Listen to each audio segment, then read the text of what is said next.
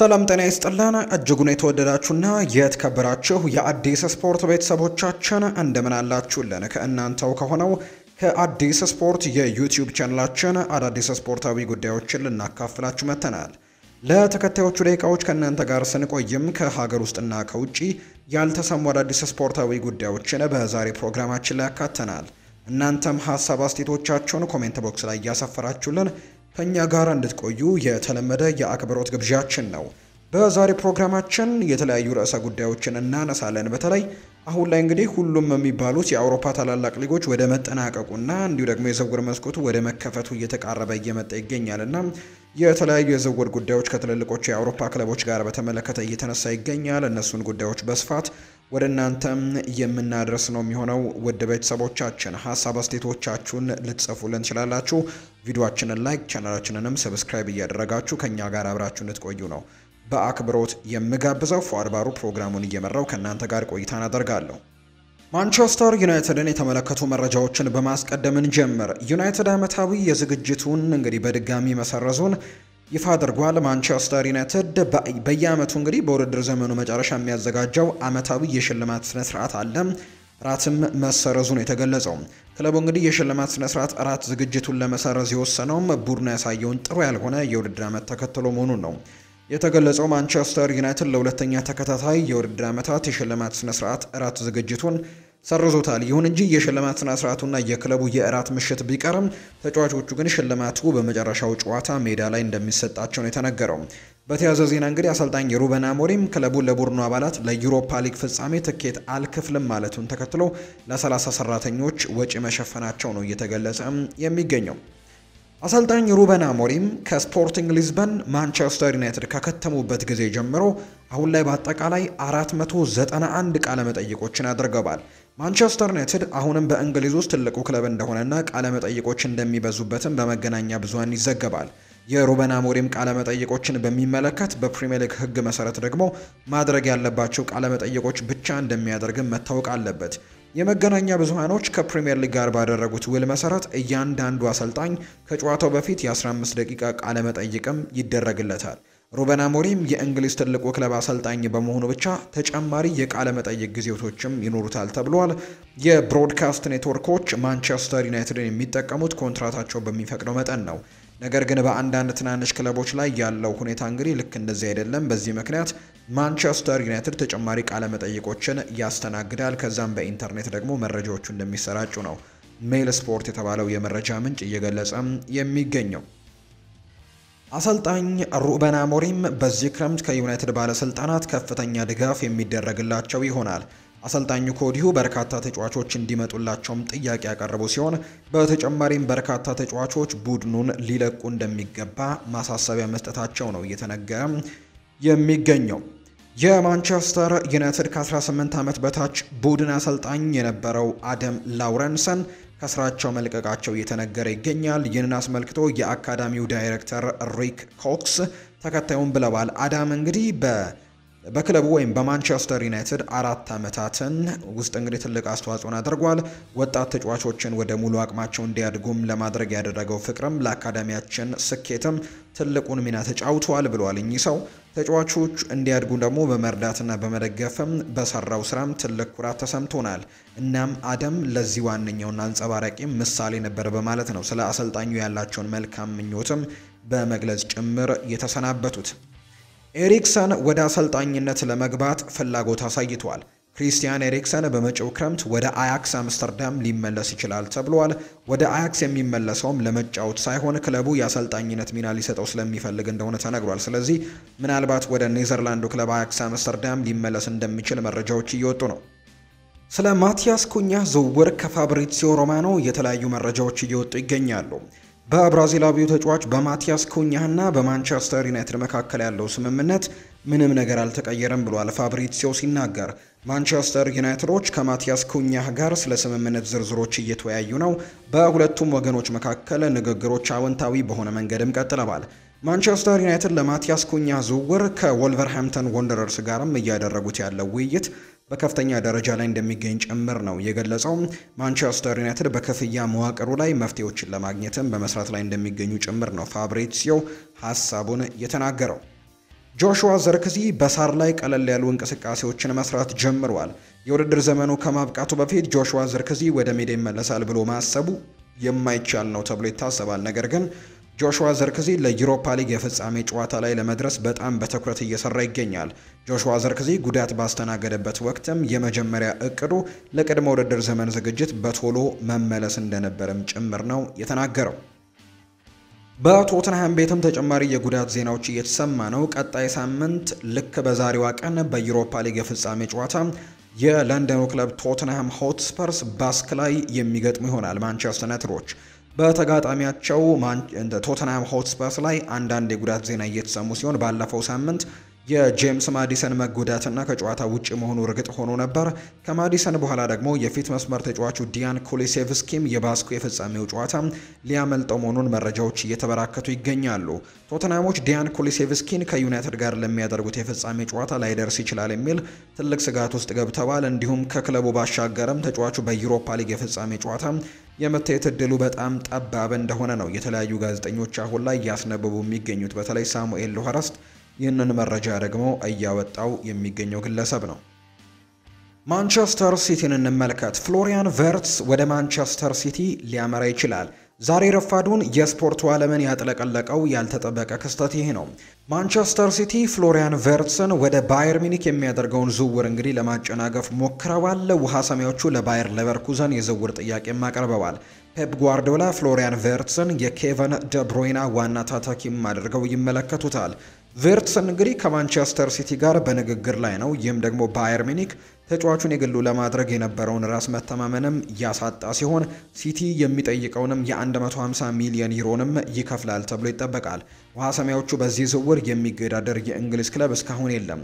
በክለቡ ባየር ሌቨርኩዘን በኩል ተጫዋቹ ለሀገር ውስጥ ተቀናቃኛቸው ባየር ሚኒክ ከመሸጥ ይልቅ ለማንቸስተር ሲቲ አሳልፎ መስጠትን ይመርጣሉ።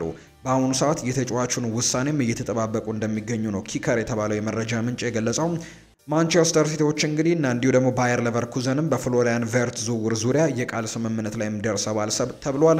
ሲቲዎች ምንም እንኳን ተጫዋቹ የመጨረሻ ውሳኔውን ባያሳልፍም ሌቨርኩዘን ከሙኒክ ይልቅ ለእነርሱ እንደሚሸጥላቸውም ያውቃሉ ነው እየተባለ የሚገኘውና ምናልባት ማንቸስተር ሲቲ በዚህ ጉዳይ ላይ ይህንን ተጫዋች የማግኘት እድላቸው ሰፊ ነው ተብሏል። ዛሬም እንዲሁ ፍሎሪያን ቨርትስ ከቤተሰቦቹ ጋር ሲቲን ለማነጋገር ማንቸስተር ከተማ ወይም ደግሞ እንግሊዝ ውስጥም መቴቱን የሚያሳዩ ዘገባዎች ደግሞ በተደጋጋሚ ሲወጡ እንደነበር ነው ዛሬ የተመለከት ነው። ሲቲ ሌላኛው ተጫዋች ለማስፈረምም ጥያቄ አቅርበዋል። ማንቸስተር ሲቲ የኤሲ ሚላኑን የመሃል ሜዳ ተጫዋች ነው ቲጃኒ ራይንደርስን ለማስፈረም ነው ክለቡን ማነጋገራቸው ዘ አትሌቲክ ያስነብበው። ማንቸስተር ሲቲ አሁን ላይ ይፋዊ የዝውውር ጥያቄን እንዳላቀረቡ ሲነገር ዝውውሩ ገና የመጀመሪያ ደረጃ ላይ እንደሆነም ተዘግቧል። የአሰልጣኝ ፔፕ ጓርዲዮላ ቡድን ማንቸስተር ሲቲ ተጫዋቹን እንግዲህ እናስፈርምህ የሚል ሙሉ እምነት እንዳላቸውን የተናገሩት ማንቸስተር ሲቲ ከኤፍ ኤ ካፕ ፍጻሜ ጨዋታ በኋላ የተጫዋቹን ዝውውር ያጠናቅቃል ተብሎ እንደሚጠበቅ ነው የሚነገረው። ማንቸስተር ሲቲ በራይንደርስ ላይ ያላቸው ፍላጎትን ለመግለጽ ከኤሲ ሚላን ጋርም ንግግሮችን አድርገዋል። ገና በመጀመሪያ ደረጃ ላይ ናቸው። እንዲሁ ደግሞ የቀረበ የዝውውር ጥያቄም የለም። ነገር ግን ውሃ ሰማዮቹ የዝውውር መስኮቱ የአማካዩን ዝውውር እንደሚፈጽሙበት ግን ተስፋ አድርገው እየተንቀሳቀሱ እንደሆነ ነው ዳቪድ ኦርነስቲን መረጃውን ያጋራው። ሲቲ እኔን መፈለጉ ግድ አይሰጠኝም ብሏል ደስቲን ኡዶጊ። የቶተንሃሙ የተከላካይ ስፍራ ተጫዋች የሆነው ደስቲን ኡዶጊ ማንቸስተር ሲቲ እሱን ለማስፈረም መፈለጉ እንዳልወደደው ነው የገለጸው። ስለ ማንቸስተር ሲቲ ፍላጎት ግድ የለኝም ያለው ኡዶጊ በጉዳትና በሁሉም ነገሮች የውድድር ዓመቱ ለኔ አስቸጋሪ ነበር ብሏል። አክሎም አሁን ላይ ቶተንሃም ዓመቱን በአማረ ሁኔታ እንዲያጠናቀቅም ጥረት እያደረግኩ ነው ሲልም ነው ደስቲን ኡዶጊ ሀሳቡን የሰጠው። ሊቨርፑልን ደግሞ እንመልከት። ምንጮች እንደሚገልጹት ጀረሚ ፍሪምፖንግ በፕሪሚየር ሊግ ለመጫወት እጅጉን ጓግቷል።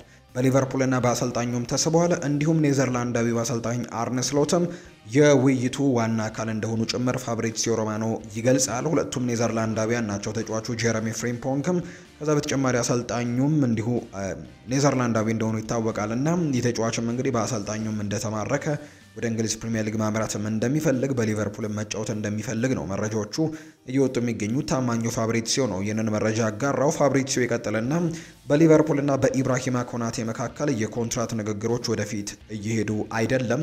ሊቨርፑል እንግዲህ ከኢብራሂማ ኮናቴ ጋር በአዲስ ኮንትራት ድርድር ላይ ናቸው። ነገር ግን አሁንም በአንዳንድ ወሳኝ ነጥቦች ላይ ሙሉ ስምምነት የለም። ሪያል ማድሪድ ተጫዋቹን ለማስፈረም ዝርዝር ውስጥም ይገኛል ሲል ነው ሀሳቡን ያጋራው። ፍሎሪያን ፕሌተንበርግ እንዲሁ ይናገራል። ጀረሚ ፍሪምፖንግ የሊቨርፑል የቀኝ ተከላካይ ብቻ ሳይሆን እንደ ክንፍ ተጫዋችም ያገለግላል ሲል ጭምር ነው የተናገረው። አርሰናልን የተመለከቱ መረጃዎችን ደግሞ እናንሳ። አርሰናል በክረምቱ ሮድሪጎ ጉቫይሽን ለማስፈረም ፉክክር ውስጥ ይገባሉ።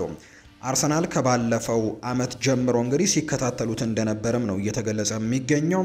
በሌላ በኩል የቦሩሲያ ዶርትመንዱ ተጫዋች ጄሚ ባይኖ ጌቴንስ ዝውውር ላይሳካ የሚችልበት እድል ሰፊ እንደሆነ ነው በአርሰናል በኩል እየተገለጸ የሚገኘው። ሮድሪጎ ግን በክረምቱ የዝውውር መስኮት ከሪያል ማድሪድ መልቀቅ ይፈልጋል። ተጫዋቹ የቪኒሲዮስ ኤምባፔና ቤሊንግሃም ጥላ እንደሆነም ያስባል። ይህንን ተከትሎ ሊቨርፑልና አርሰናል ተጫዋቹን ለማስፈረምም ትልቅ ፉክክር ውስጥ ገብተዋል። ፓሪስ ሳን ዠርሜን ከዚህ በፊት ፍላጎት የነበረው ቢሆንም ነገር ግን አሁን ላይ ከዚህ ዝውውር ራሱን ማግለሉን ነው እየተገለጸ የሚገኘውና የእንግሊዝ ክለቦች ምናልባት ይህንን ተጫዋች የማስፈረም እድላቸው ሰፊ ነው።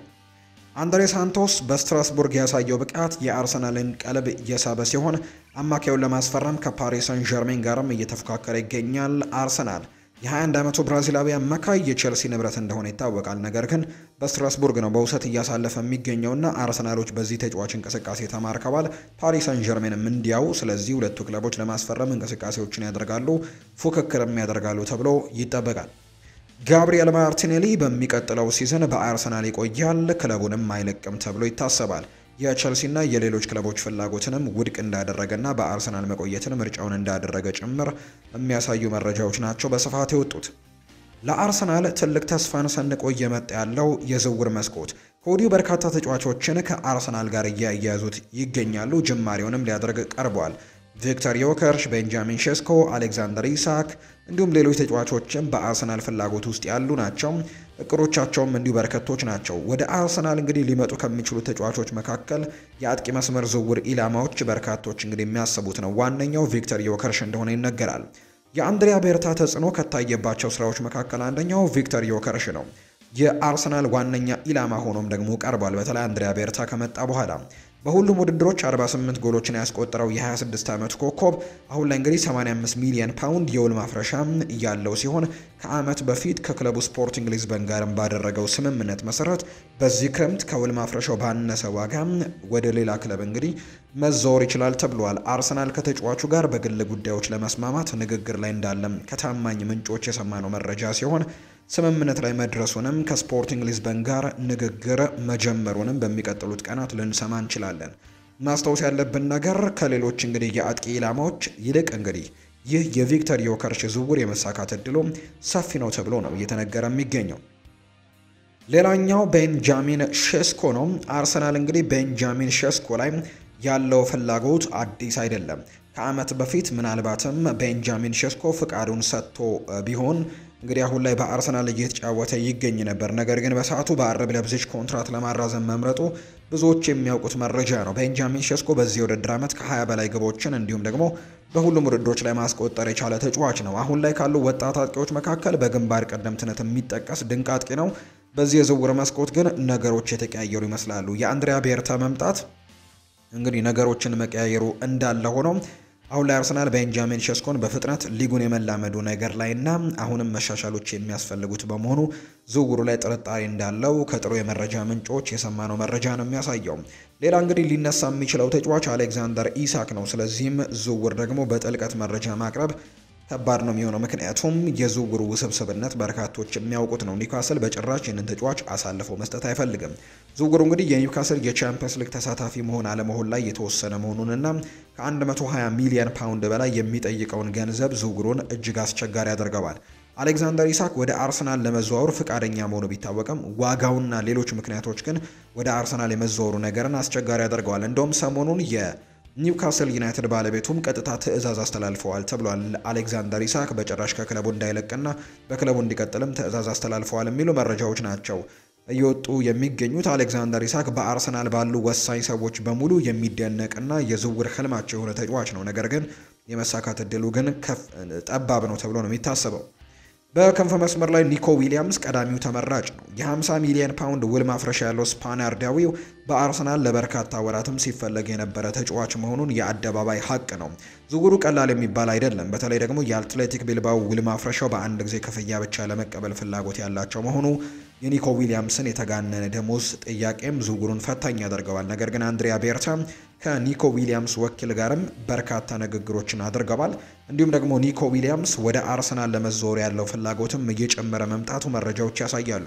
የኒኮ ዊሊያምስ ዝውውር የማይሳካ ከሆነ ግን አሁን ላይ እንደውም በቅርቡ የወጡ ያሉ መረጃዎች እንደሚያሳዩት ከሆነ አርሰናል ምናልባቶች አሁን ላይ የኒውካስል ዩናይትዱን አንቶኒ ጎርደንንም ሊመለከቱ የሚችሉበት እድሎች እንዳሉ እየተገለጸ ነው። የኒኮ ዊሊያምስ ጉዳይ የማይሳካ ከሆነ ከዛ ውጭ ደግሞ ራፋኤል ሊያው እና ጄሚ ባይኖ ጌቴንስም በአርሰናል እጩ ዝርዝር ውስጥ ያሉ ተጫዋቾች እንደሆኑ ይገለጻል።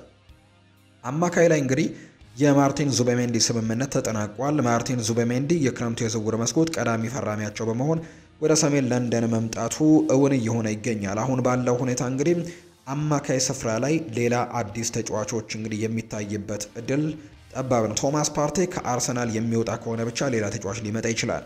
ተከላካይ ስፍራ ላይ እንግዲህ እየተሰሙ ያሉ መረጃዎች በርካታ ናቸው። አርሰናል የቦርንመዙን ተከላካይ ዲን ሃውችሰንን ከሚፈልጉ ክለቦች መካከል አንደኛው ነው። እንግዲህ ተጫዋቹን በጣም በርካቶች የሚያደንቁታል። ሪያል ማድሪድ፣ ቸልሲም ሌሎችም ክለቦች ያደንቁታል። ዲን ሆይሰን በሊቨርፑል በቸልሲና በሪያል ማድሪድም ፍላጎት ውስጥ ያለ ተጫዋች ነው። አርሰናል ከፈላጊዎቹ መካከል አንደኛው ነው። ፍላጎቱም እንዲሁ የሚዲያ ጫጫታ ሳይሆን እውነተኛ መሆኑን ነው ዳቪድ ኦርነስቲን እየገለጸ የሚገኘው። ከዚህ በተጨማሪ ግን አርሰናል ሊመለከተው የሚችለው ቦታ ደግሞ የግራ መስመር ተከላካይ ሲሆን በእነዚያ ቦታዎች ላይ ግን ኢላማዎች ማን እንደሆነ እስካሁን የታወቀ ነገር እንደሌለ ነው መረጃዎች የሚያሳዩት። በዚህ የዝውውር መስኮት ቁጥራቸው በርከት ያሉ ተጫዋቾች ከአርሰናል ጋር ይለያያሉ ተብሎ ይጠበቃል። ዚንቼንኮ አንደኛው ነው። ኬራን ቲርኒ ሌላኛው ነው። ጆርጂኒዮ፣ ትሮሳርድ፣ ኔልሰን፣ ታቫሬስ፣ ፋቢዮ ቪየራ በአርሰናል የሚለቁ ተጫዋቾች እንደሆኑ ነው አሁን ላይ የሚገለጸው። ሊያንድሮ ትሮሳርድ ከአርሰናል አዲስ ኮንትራት እንግዲህ እንደቀረበለት ነው የተዘገበው። ነገር ግን አርሰናል ክንፍ ላይ እንግዲህ አዲስ ተጫዋቾችን ማስፈረም ከፈለገ ከጋብሪኤል ማርቲኔሊ ወይም ደግሞ ከሊያንድሮ ትሮሳርድ አንዳቸውን መሸጥ ይግድ ይላቸዋል። ባለፈው የዝውውር መስኮት እንግዲህ የሳዑዲው ክለብ ለሊያንድሮ ትሮሳርድ የ35 ሚሊዮን ፓውንድ ጥያቄ ማቅረቡ የሚታወስ ሲሆን ሳዑዲዎች አሁን ላይ ፍላጎታቸው እንዳለና በዚህ የዝውውር መስኮት ደግሞ ፍላጎታቸውን አጠናክረው እንደሚመጡ ነው የሚጠበቀው። ኦሌክዛንደር ዚንቼንኮ ከጀርመን ከስፔን ፈላጊዎችም ያሉት ሲሆን የጨዋታ እድሎችን ለማግኘት አዲስ ፈተናን መጋፈጥ ይፈልጋል። አርሰናልንም ሊለቅ የሚችልበት እድል ሰፊ ነው። ኬራን ቲርኒ ወደ ሴልቲክ መመለሱ የተረጋገጠ ነው። ታቫሬስ በላትሲዮ ያለው ውል በዚህ ክረምት ቋሚ ይሆናል። ፖርቶ ፋቢዮ ቪየራን በቋሚነት በማስፈረም እዛው ማቆየት ይፈልጋሉ። ሲቪያ ሎኮንጋን በ10 ሚሊዮን ፓውንድ በቋሚነት የማስፈረም አማራጭ አለው። እንዲሁም ቶማስ ፓርቴም ከአርሰናል ጋር በአዲስ ኮንትራት መስማማት ካልቻለም ሌላኛው ከአርሰናል ጋር የሚለያይ ተጫዋች ሊሆን እንደሚችል ነው መረጃዎቹ እያሰፈሩ የሚገኙት። ራሂም ስተርሊንግ ስህተት ሰርቷል ብሏል ሳም አላርዳይስ። ስተርሊንግ ወደ አርሰናል ባደረገው ዝውውር ላይ ስህተት ሰርቷል። እሱ መምረጥ የነበረበት ክለብን አላወቀም። ከቸልሲ ወጥቶ ከፍ ያለ ቡድን ከመግባት ይልቅ ዝቅ ያለ ክለብ ላይ ገብቶ ብዙ ደቂቃዎችን ለመጫወት ቢመርጥ አሪፍ ነበር። ምናልባት አርቴታ ሳምኖት ይሆን ነበር። ነገር ግን እኔ በሆን በየሳምንቱ በቋሚ ይሰለፍበት የነበረው ቡድን ነው መርጬ ሄድ የነበረው ሲልም ነው የተናገረው ሳም አላርዳይስ ለራሂም ስተርሊንግ ዝውውር ጉዳይ ላይ ሀሳባቸውን ሲሰጡ። ከሳዑዲ የሚመጡ ጥያቄዎችን ውድቅ ለማድረግ ፍቃደኛ ነው። የአርሰናሉ የመሃል ሜዳ ተጫዋች የሆነው ቶማስ ፓርቴ በክረምቱ የሚመጡትን የሳዑዲ አረቢያ የዝውውር ጥያቄዎችን ውድቅ ለማድረግ ፍቃደኛ ነው። ጋናዊው ተጫዋች በአርሰናል ቤት መቆየትን ይፈልጋል። ተጨማሪ ኮንትራት ለመፈረምም ከሌሎች ክለቦች የሚመጡትን የዝውውር ጥያቄዎች ውድቅ ለማድረግ መዘጋጀቱን የተዘገበው ጋናዊው የመሃል ሜዳ ሞተር በአርሰናል እንግዲህ ዙቤሜንዲን ለማስፈረም ስምምነት ላይ ከደረሰ በኋላ ከክለቡ ይወጣል የሚል ስጋቶች ቢኖሩም ተጫዋቹ ግን የመልቀቅ እቅድ እንደሌለው ነው የተዘገበው። ቶማስ ፓርቴ ከአርሰናል ጋር ስምምነት ላይ እንደሚደርስም ይጠበቃል። አርሰናል ተጫዋቹን የማቆየት ፍላጎት አለው። ተጫዋቹም እንግዲህ የውድድር ዓመቱ ሳይጠናቀቅ ስምምነት ላይ መድረስም እንደሚፈልግ ነው ሳይመን ኮሊንግስ መረጃውን ያጋራው። ሪያል ማድሪድን ደግሞ እንመልከት። የስፓኒሽ ላሊጋ ሻምፒዮንነቱን ለመለየት የሚያስችል ወሳኝ ጨዋታ ዛሬ ምሽት ይደረጋል። በ36ኛው ሳምንት የስፔን ላሊጋ ጨዋታዎች ዛሬ ምሽት 4 ሰዓት ከ30 ሲል ሪያል ማድሪድ በሜዳው ማዮርካን ያስተናግዳል። ከላሊጋው መሪ ባርሴሎና በ7 ነጥቦች የሚበለጠው ሪያል ማድሪድ ዛሬ ነጥብ የሚጥል ከሆነ ባርሴሎና ከኢስፓኞል ከመጫወቱ አስቀድሞ የዋንጫ አሸናፊነቱን ያውጃል። ማዮርካ በሂሳባዊ ስሌት የዩሮፓ ሊግ ተሳትፎን የሚያገኝበት እድል ስላለው ለማድሪድ ከባድ ፈተና ሊሆን እንደሚችል ነው የሚገመተው። በቀጣይ የብራዚል ብሔራዊ ቡድንን ኃላፊነት የሚረከቡት አሰልጣኝ ካርሎ አንቸሎቲ በቀሪ ጨዋታዎች በትኩረት ቡድኑን እንደሚያዘጋጁት ነው የሚጠበቀው። በሌሎች ስቴዲየሞች ዲፖርቲቮ አላቬስ ከቫሌንሲያ እንዲሁ ደግሞ ቪያሪያል ከሌጋኔሽ ጋር ዛሬ ምሽት የሚያደርጉት ጨዋታም የሚጠበቅ ነው። ሻቪ አሎንዞ የትሬንት አሌክዛንደር አርኖልድ ግልጋሎት በዓለም ክለቦች ዋንጫ ውድድር ላይ ማግኘት በጣም ይፈልጋሉ። እንግዲህ ለሪያል ማድሪድ ባለስልጣናትም ይህንን በትኩረት እንግዲህ ነግሯቸዋል ተብሏል። ክለቡም የሻቪ አሎንዞን ፍላጎት በመረዳት የትሬንት አሌክዛንደር አርኖልድን ፊርማና ግልጋሎትን ከውድድሩ በፊት ለማግኘትም እየሰሩ እንደሆነ ነው ፋብሪዚዮ ሮማኖ ያረጋገጠው። ሻቪ አሎንዞ አርዳ ጉለርን በተመለከተም ትልቅ የሆነ ምልከታ አለው። እናም የተጫዋቹ ትልቅ አድናቂ ነው። አርዳ ጉለር ከአሁን በፊት በሪያል ማድሪድ ፕሮጀክት ውስጥ እጅግ አስፈላጊ ተጫዋች ተደርጎ ይታሰብ ነበር። አሁን ላይ ግን ከዣቪ አሎንሶ መምጣት በኋላ ከበፊቱ የበለጠ ትኩረት የሚሰጠው ተጫዋች እንደሚሆንም ነው ፋብሪዚዮ ሮማኖ ያረጋገጠው። ዴን ሃውችሰን በመሃል ተከላካይ ቦታ ላይ ከሪያል ማድሪድ ጋር ስማቸው በጥብቅ ከተያዙ ተጫዋቾች መካከል አንደኛው ነው። ነገር ግን ዴን ሃውችሰን ብቸኛው አማራጭ አይደለም። በአሁኑ ሰዓት ከሊቨርፑል ጋር ያለው ኮንትራትን ለማራዘም እየተግደረደረ የሚገኘው ኢብራሂማ ኮናቴና ሌሎች ስማቸው ያልተጠቀሱ የመሃል ተከላካዮች በሻቪ አሎንዞ እቅድ ውስጥም መክተማቸውን ሆሴ ፍሌክስ ዲያስ መረጃውን ያጋራው። ባርሴሎና፣ አርሰናል እንዲሁም ቸልሲ እና ሊቨርፑል ዴን ሃውችሰንን ማስፈረም የሚፈልጉ ክለቦች ሲሆኑ ፕሮጀክታቸውንም ለተጫዋቹ አቅርበዋል። ሆኖም ግን ይህ እንደተጠበቀ ሆኖ የተጫዋቹ ተወዳጅ መዳረሻ ሪያል ማድሪድ ብቻ ነው። እናም የመጨረሻውን ውሳኔ ደግሞ በተመለከተ ቀጣዮቹ ሰዓታት ወሳኝነት ይኖራቸዋል ተብሎ እንደሚጠበቅ ነው ዲማርሲዮ የተናገረው። ዴን ሃውችሰን፣ ዊሊያም ሳሊባ እና ኢብራሂማ ኮናቴ አዲስ የመሃል ተከላካይ ለመግዛትም በሪያል ማድሪድ የዝውውር ሊስት ውስጥ ይገኛሉ። ዴን ሃውችሰን 50 ሚሊዮን ፓውንድ መልቀቂያ ያለው እናም ሪያል ማድሪድን ለመቀላቀልም እጅጉን ጓግቷል። አሁን ላይ እንግዲህ ሁሉም ነገር በሪያል ማድሪድ እጅ ውስጥ ይገኛል። ቸልሲና ሊቨርፑል አሁንም አይናቸውን ከተጫዋቹ ላይ አላነሱም። በተጨማሪም ዊሊያም ሳሊባ በሪያል ማድሪድ ቤት በአሁኑና በወደፊቱ ትልቅ ተስፋ የጣለበት ሌላኛው የተከላካይ አማራጭ ነው። ነገር ግን በአሁኑ ጊዜም ፈረንሳዊው ተከላካይ ዋጋው በጣም ውድ ነው።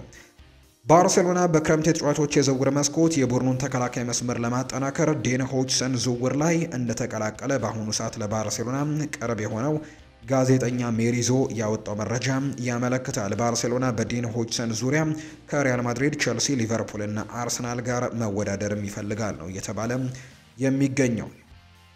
ሮድሪጎን የሚጠቅሱ ያልተረጋገጡ ኬዞች አሉ። በሮድሪጎ ዙሪያ እንግዲህ ሊረጋገጡ የሚችሉ አሁን ላይ ምንም አይነት ነገሮች የሉም።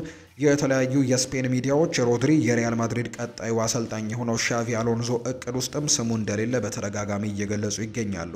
በተጨማሪም ላለፉት ሁለት ጨዋታዎች ላይ የዚህ ብራዚላዊ ያለመገኘት ዜናዎቹ እውነት እንደሆኑ አንዳንድ ጥርጣሬዎችን ቢፈጥሩም ሮድሪጎ አሁንም የሪያል ማድሪድ ተጫዋች እንደሆነ ልብ ሊባል ይገባዋል። ሌላኛው ሮድሪጎ ስሙ ከአርሰናል ጋር ተያይዟልና ምናልባትም ወደ አርሰናል ሊያቀና ይችላል የሚሉ መረጃዎችም ተሰምተዋል። ነገር ግን እነዚህ መረጃዎች ከሩመርነት ያለፉ ገፍተው የወጡ መረጃዎች አይደሉም። እናም መረጃዎች እንግዲህ ስፋቱ እንግዲህ እስካሁን ድረስ የተረጋገጠ ነገር የለም። ስለዚህ ሮድሪጎ ክለቡን እንደሚለቅ አሁን ላይ የተረጋገጠ ነገር የለም። እንደ አንቸሎቲ 4-3-3 የሆነ አጨዋወትን ስታይሎችን የማይከተለው ሻቪ አሎንዞ ሮድሪጎን ይለቃል ማለት አሁን ላይ የሚታሰብ አይመስልም። ለምን ሮድሪጎ 10 ቁጥር ላይ በመሆን ጥሩ አቅሙን ማሳየት ይችላል ተብሎ ይታመናል። ከዛ ባለፈ ግን እንግዲህ ድንገት ክለቡን ይለቃል ከተባለ ሪያል ማድሪድ ከ100 ሚሊዮን ፓውንድ በታችም እንደማይለቀው ከብዙሃን የመረጃ ምንጮች የተገኙት መረጃዎች ይጠቁማሉ። በስተመጨረሻ እንግዲህ ሮድሪጎ ፎቶ ከብዙ ክለብ ማሊያዎች ጋር ተቀናብሮ ታይቷል ማለት አጥቂው ወደዛ ክለብ ይሄዳል ማለት አይደለም። ስለዚህ ስለ ተጫዋቹ ኦፊሻል የሆነ ነገር ስላልተገኘ አሁንም በሱ ዙሪያ የሚወጡ መግለጫዎች እንግዲህ ሩመር ናቸው ሲልም ጭምር ነው የሪያል ማድሪድ የመረጃ ምንጭ እየገለጸ የሚገኘው። የፈረንሳይ ሊግ አዲስ የሊግ ቅርጽን ሊያዘጋጅ ነው። የፍሬንች ሊግ ዋን በቀጣይ የውድድሩን አሸናፊ ለመለየት አዲስ የሊግ ቅርጽን ለማዘጋጀት እያጤነ መሆኑን የሀገሪቱ መገናኛ ብዙሃን ዘግበዋል። በአዲሱ የሊግ ቅርጽ የሊጉን አሸናፊ ለመለየት ከ1 እስከ 4ኛ ያለውን ደረጃ ይዘው የሚያጠናቀቁ ክለቦች የጥሎ ማለፍ ጨዋታዎችን እንደሚያደርጉ ተገልጿል። አራቱ ክለቦች እርስ በርስ የግማሽ ፍጻሜ ጨዋታ አድርገው ለፍጻሜ ከደረሱት ሁለቱ ክለቦች አሸናፊ የሚሆነው የሊጉን ዋንጫ እንደሚሰጠው ተናግረዋል። በግማሽ ፍጻሜው አንደኛ የሚወጣው አራተኛ ከሚወጣው እንዲሁ ደግሞ ሁለተኛ የሚወጣው ሶስተኛ ከሚወጣው ጋር ይጫወታሉ ተብሏል። ፓሪስ ሰን ዠርሜን ያለፉትን 4 የውድድር ዓመታት ያለ ተቀናቃኝ የፍሬንች ሊግ ዋን ዋንጫን በማሸነፍ የበላይነቱን መውሰድ መቻሉ ይታወሳል። አሁን ላይ አዲስ ፎርማት ሊፈጠር እንደሆነ እየተገለጸ ይገኛል። የተወደዳችሁና የተከበራችሁ ቤተሰቦቻችን ለዛሬ ያዝንላችሁ አዳዲስ ስፖርታዊ መረጃዎቻችን እነዚህን ይመስላሉ። ስላደመጣችሁን፣ ስለተከታተላችሁን፣ ቆይታችሁንም ከኛ ጋር ስላደረጋችሁ እጅጉን ከልብ አድርገን እናመሰግናለን። ፏርባሩ የዛሬውን ፕሮግራም እየመራው ከእናንተ ጋር ቆይታን አደረኩኝ። በቀጣይ ፕሮግራሞቻችን ሌሎች ርዕሰ ጉዳዮችን ይዘን ዳግም ተመልሰን የምንገናኝ ይሆናል። በቀጣይ ፕሮግራሞቻችን እንገናኛለን። መልካም ጊዜ፣ መልካም ምሽት እንዲሆንላችሁም ጭምር ነው በአክብሮት የምመኘው።